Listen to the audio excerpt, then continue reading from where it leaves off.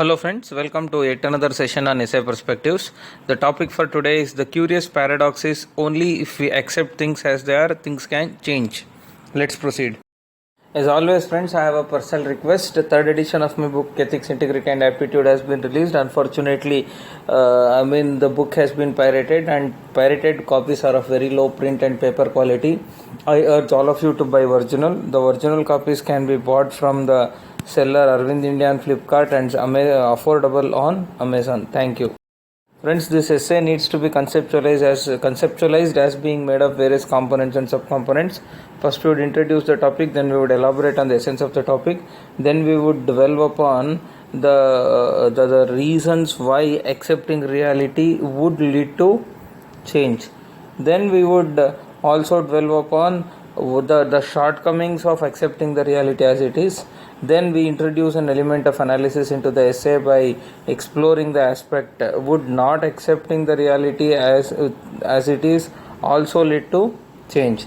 Then we would explain the nature of the desired change. Then we would conclude the essay. Thank you.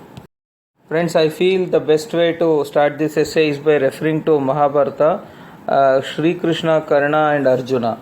Friends, in Mahabharata, if you understand Mahabharata correctly, what made Sri Krishna to devise strategies for the victory of Pandavas? It was his acceptance of reality as it is, friends. Acceptance of things as it is. What was that acceptance? It was acceptance of the extreme power, extreme strength, extreme aggression, extreme valor endowed with Karna. So Krishna was very well aware that Karna could prove a tough opponent to Arjuna and he could even overpower Arjuna. So his acceptance of the reality of the strength endowed with Karna made him to devise a strategy to weaken Karna. Correct? If not for his acceptance of reality, he could have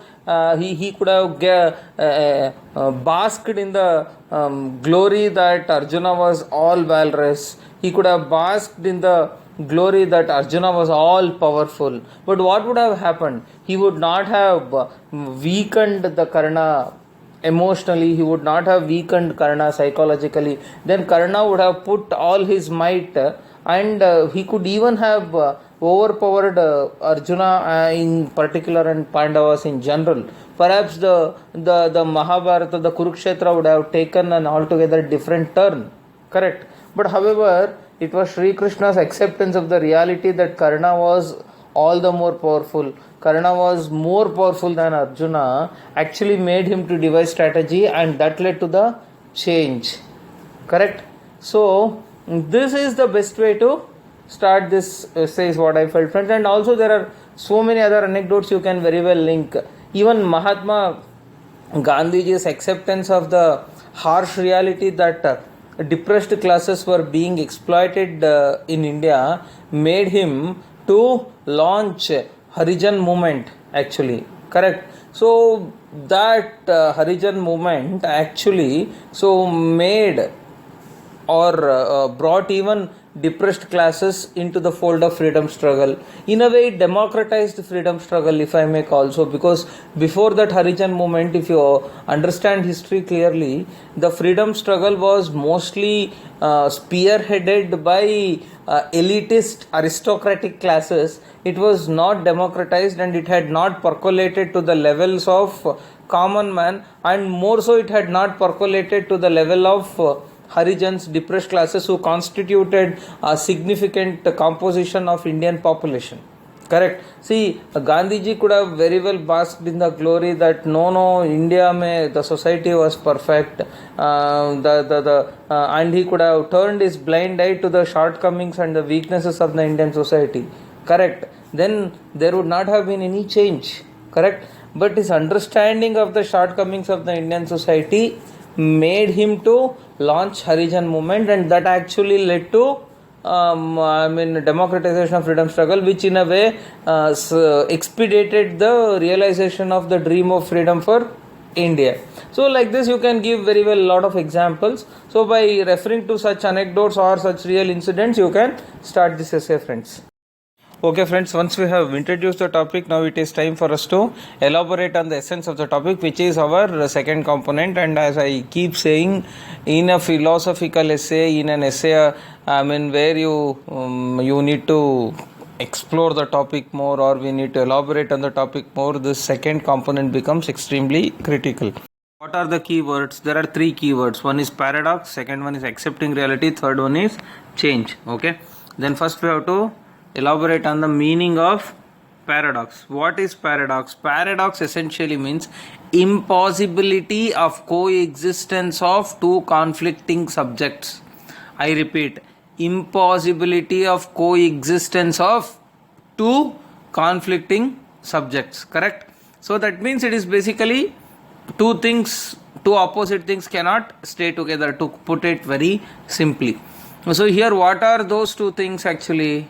So one is accepting the reality, second is change. So what is accepting the reality?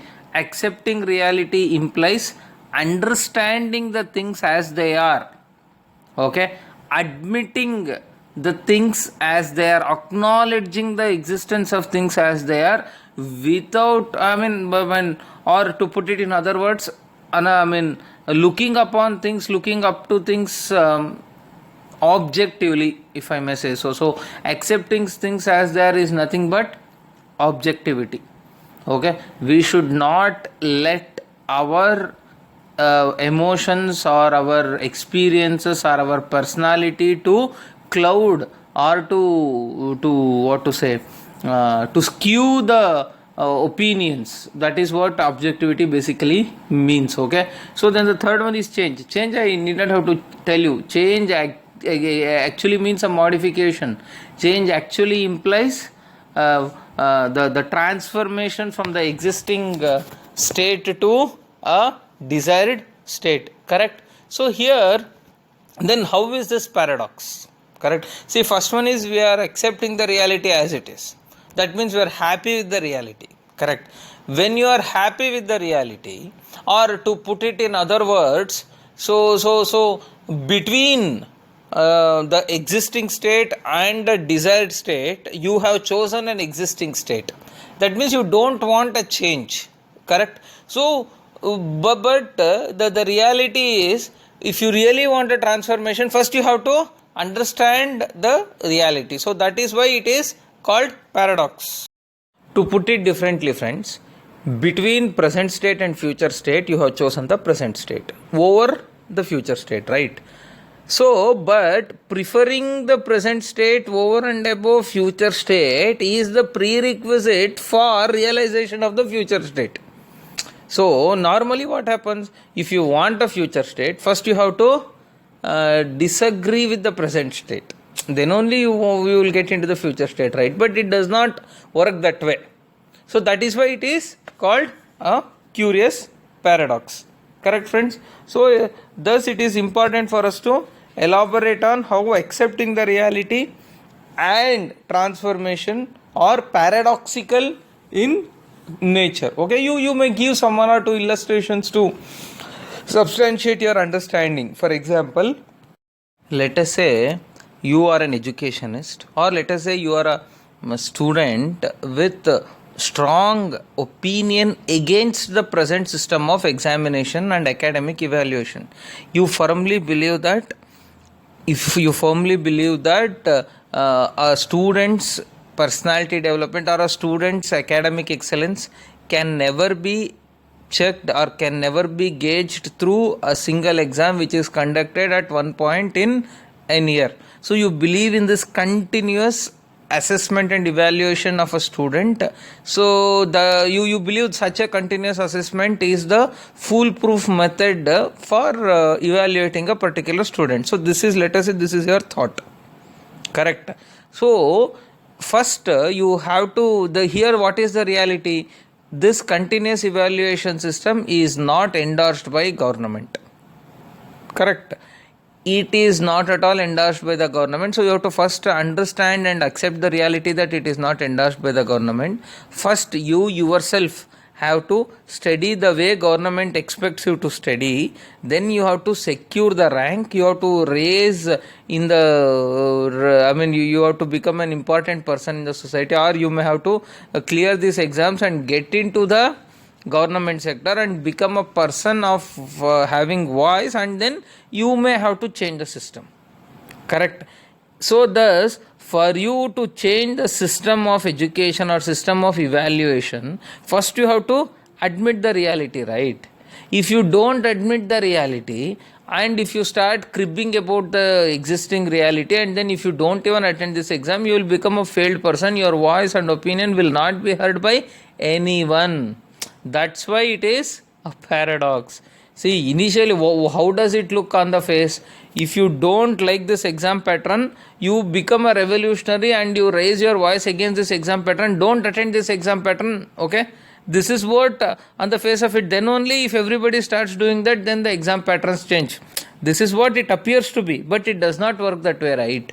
So you have to first accept the reality, go through that reality, experience that reality, and reach a stage where you should be, after having personally experienced the reality yourself, you should be able to say that this reality is wrong or misplaced. Then you should be able to change the reality. So that's why it is called paradox.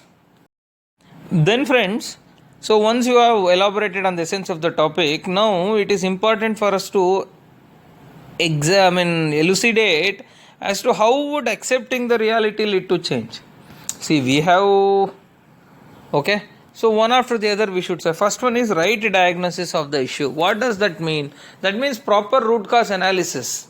See, when you accept the reality, you understand the reality better. When you understand the reality better, you understand the intricacies of the shortcomings embedded in the reality. Then if you understand the intricacies embedded in the reality first, you would be able to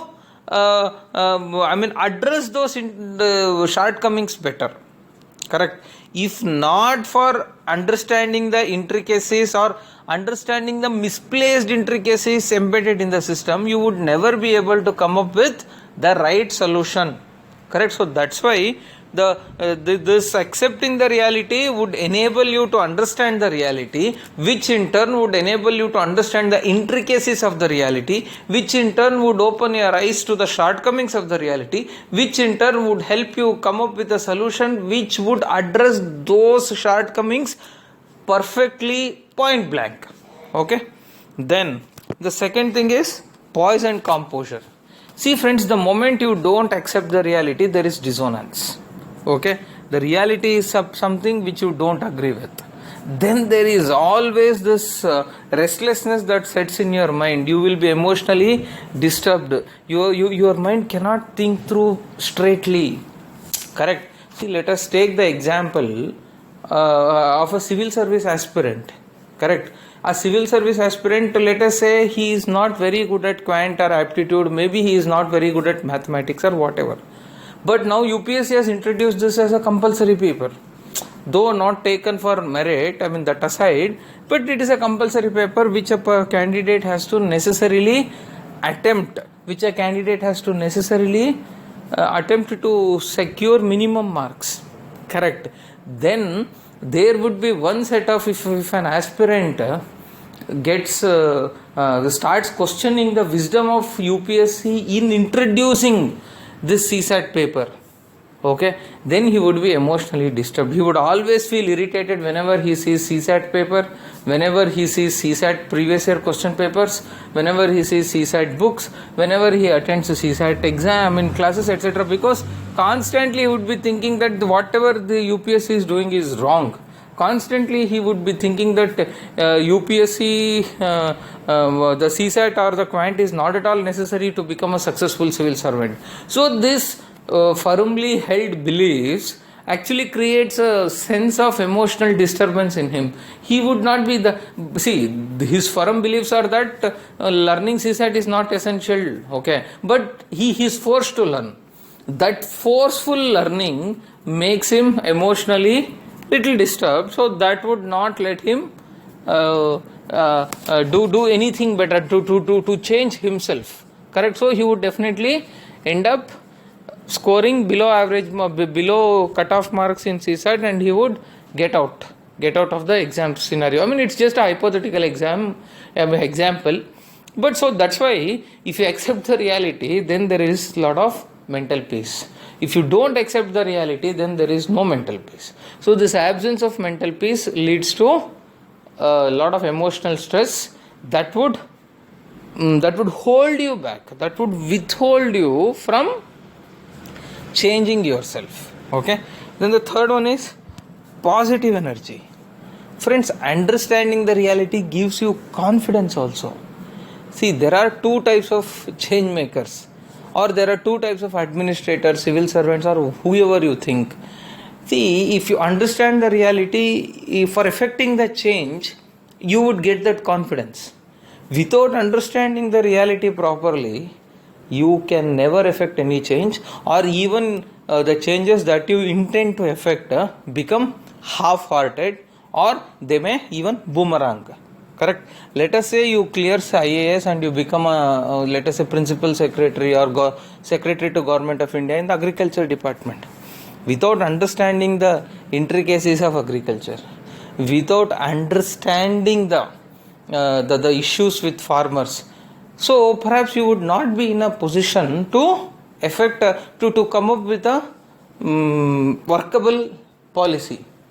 Correct? So thus, if you understand that better, then that gives a lot of positive energy for you. Correct? So knowledge is power, right? So thus, having expertise in a particular subject or having expertise of the reality gives you a positive energy, gives you a confidence to effect change effectively. Then the third one is organic change. What is this organic change? See friends, change can happen organically or inorganically. By organic change is meant change happens on its own. Correct? An inorganic change is something which is an engineered one. Correct? See, anyway, change is nature's law, right? So there's a famous Kashmiri proverb which says there is one thing permanent in this world and that is change. Correct? So here, what I'm trying to tell you is, even if you don't do anything, if you keep quiet, changes keep happening. The society is like that, the environment is like, changes keep happening. Correct? So thus, if you accept the reality, you actually allow the organic change to happen on its own. If you don't accept the reality, then perhaps you try to skew that change, leading to some boomerangs. See, let us say, the best example for this is ripening of mangoes. It may sound a very simplistic example, yet ripening of mangoes. See friends, for ripening mangoes, you need certain specified duration for the mangoes to ripen on their own. Correct? So, that itself is change, right? So, that's what I call organic change. So, if you accept the reality that this mango I have to eat, for which it needs some say 6 days or 7 days for ripen, then it ripens on its own and you get the tastiest mango. This happens only if you admit the reality that 7 days are needed for a mango to ripen itself. Correct?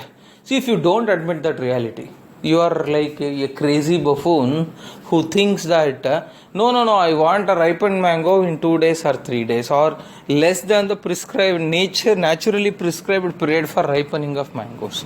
Then you would start doing some lot of research. You come up with some solution by which ripening period of mango is reduced. Correct? Of course, ripening period may get reduced. You may get ripened mangoes in a shorter duration, but at what cost? At the cost of taste, at the cost of nutrients, etc. Right? So thus, for allowing the changes to happen on their own, or for keeping the organic change pristine, it is extremely important for anyone to admit the reality. Okay friends, hope I have made sense.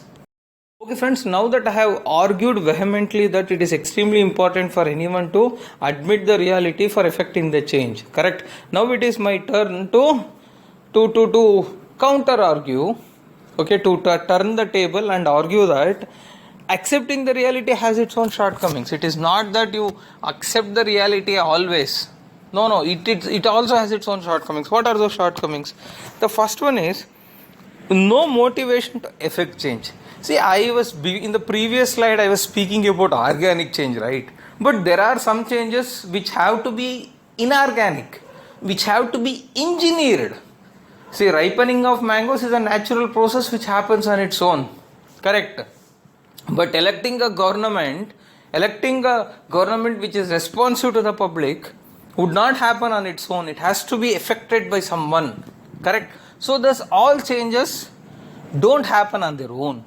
Some changes have to be triggered.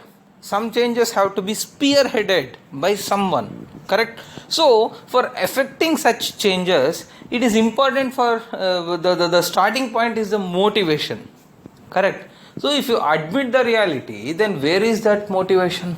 Let us say there is a poor boy, and that poor boy admits the reality that his fate is like that, he can never become rich. So if he admits himself to the fact that he can never become rich, that poor guy will continue to toil, will continue to work hard, will continue not to take any initiatives that would make him rich, correct? So but if that person decides that this is not the reality, I will change the reality, and then starts working hard, starts working smart, starts thinking enterprisingly, perhaps he can become rich. So thus, if you just admit the reality and keep quiet, it will not lead to a positive change. So you need the motivation, but admitting the reality would scuttle that motivation. Then the second thing is no competitive spirit. Friends, lot of progress this world has achieved is only through competition. I mean, you admit it or not, it is the competitive spirit that keeps every country moving. It is the competitive spirit that keeps every state moving. It is the competitive spirit that keeps every individual moving. You want to be better than others. You want to be better than you want your community to be better than others. You want your country to be better than others. Correct? So, this competitive spirit springs from the restlessness that you are not better than others. Correct? You are not better than others. So if you understand that shortcoming that you are not better than others, if you accept that you are anyway poorer than others, if you accept that you are not competent enough to compete with others, then perhaps that will end everything. Correct? So if you really want to compete with others, you should have that spirit, and which happens only if you challenge the reality, not accept the reality. Then similarly, no aspiration for betterment. It is just connected to the previous 2 points only, but I just added it because you can very well write one more paragraph on that. So it is finally your smartness in using the words and making it look like another point. So that is another thing. Then the last thing is being blind to shortcomings. What is being blind to shortcomings? See, if you accept the reality, you don't look upon the shortcomings at all. See, let us take the example of scheduled caste. Let us take depressed classes in India. If they had believed that the God or the divine force has endowed them to be at the bottom in the social hierarchy, okay, if they had not opened their eyes up to the human rights, if they had not opened up their eyes to the concepts of equality, liberty, correct, then perhaps there would not have been any movements, perhaps there would not have been any course correction that would have happened to set the anomalies of the societal structure right. So thus thus accepting reality would blind you to the shortcomings, which is very dangerous. A person has to be open about the shortcomings, then only that person will be able to effect any impactful change. So then friends, once you have explained the shortcomings associated with accepting the reality, then you are actually indirectly arguing that not accepting the reality also leads to change. Correct? So how? Because not accepting the reality gives you the necessary motivation, gives you the necessary, makes you restless to effect a change. And these two things will make you to engineer a change which we call an inorganic change, correct? So thus, by explaining the shortcomings of accepting the reality, indirectly you bad for the argument that not accepting the reality would also lead to change, correct? So thus, thus we have, from the above discussion, it is amply clear that some changes happen by accepting the reality, but some changes happen by not accepting the reality, correct? So then you have to discuss about what changes mostly happen when you accept the reality, and what changes happen when you don't accept the reality. Maybe it is important for us to categorize and give a new perspective to the topic altogether itself. See, from the above discussion, what I actually felt was internal changes. Okay, so internal changes pertaining to a person and organic changes mostly happen when you accept the reality. What do you mean by internal change? By internal change is meant, if I have to change, if I have to grow as a person, if I have to progress as a person, first I have to understand my shortcomings, then only I will grow. So any change that pertains to me or my community internally would happen only when I accept the reality. Okay, internal changes happen when we accept the reality. Organic changes happen only when we accept the reality, correct? But on the other end of the spectrum, external changes, correct, inorganic changes happen only when you deny the reality, only when you disagree with the reality, correct? So because internally, if you accept your shortcomings, you can grow. Externally, if you accept your shortcomings and keep quiet, you cannot grow. You have to challenge that reality. So this is maybe it may sound slightly confusing, but still, friends, you think coolly, you will definitely get the difference between these two actually. Then friends, whether it is inorganic change or organic change, whether it is internal change or external change, see, we need to end our essay on a positive note, and that is that, see, whatever be the nature of change, but that nature of change has to be necessarily progressive and never regressive. The change has to be for betterment, not for worsening of situation. That change has to be for the equitable development of everybody, not for development of a particular section of society, correct? So thus, whether you accept reality or not, whether you don't accept reality or not, but everybody should strive for progressive changes, so that progressive changes, equitable changes, sustainable changes, that would make the world a better place. So by speaking like that, you can conclude the essay. Friends, it's a very interesting topic. I feel these, if you start thinking on these lines, if you start practicing these kind of essays, I am sure you would be able to give, you would be able to write philosophical essays better, and you would be able to secure very good marks. Okay, all the best, friends.